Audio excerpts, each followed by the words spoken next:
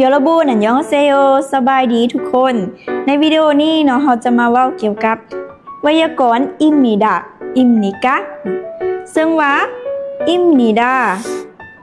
แมนจะใช้เป็นประโยคบอกเรามีความหมายว่าเป็นแมนและอิมนิกะจะใช้เป็นประโยคคำถามมีความหมายว่าเป็นบอแมนบอไวยากรณ์นี้เราจะใช้เติมท้ายคำนามโดยทั่วไปมันจะใช้เว้าแบบสุภาพและเป็นทางการเข้ามาเบิ่งตัวอย่างข้อที่1โทเนินแปลว่าค่อยอิมนีดาเป็นเราจะเอาคำนามใดเนาะมาเติมใส่บนวางหรือว่าเติมในทางหน้าของอิมนีดายกตัวอย่างเนาะอาจารย์เอาคำว่า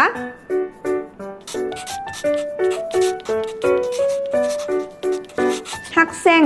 แปลว่านักเรียนโซเนินฮักเซ้งอิมมิดาประโยคนี้ก็จะแปลว่าค่อยเป็นนักเรียนต่อไปข้อที่2เชยลืมมื่นชื่อของค่อย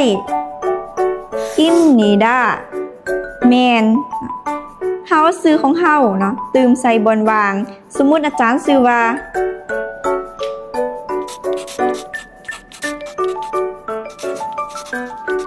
มินจูประโยคนี้ก็จะแปลว่าซื้อของค่อยแมน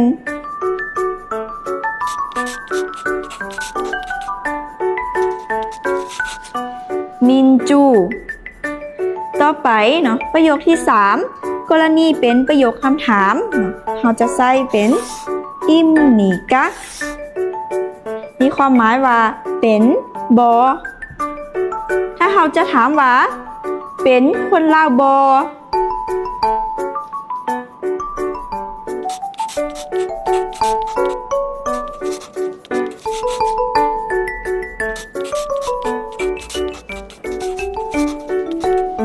ลาวซื้อสลัมแปลว่าคนลาวลาวซื้อสลัมอิมนิกะประโยคนี้จะถามว่าเป็นคนลาวบอและประโยคสุดท้ายคือกันเนาะ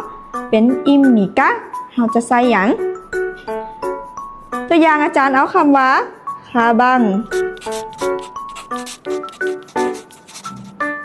คาบังแปลว่ากระเป๋าคาบังอิมนิกะก็จะแปลว่าแมนกระเป๋าบอเป็นอะไรทุกคนไวยากรณ์นี้บ่ยากเลยแม่นบอหวังว่าทุกคนจะนำไปฝึกใช้กันหลายๆเด้อคัมซามิดา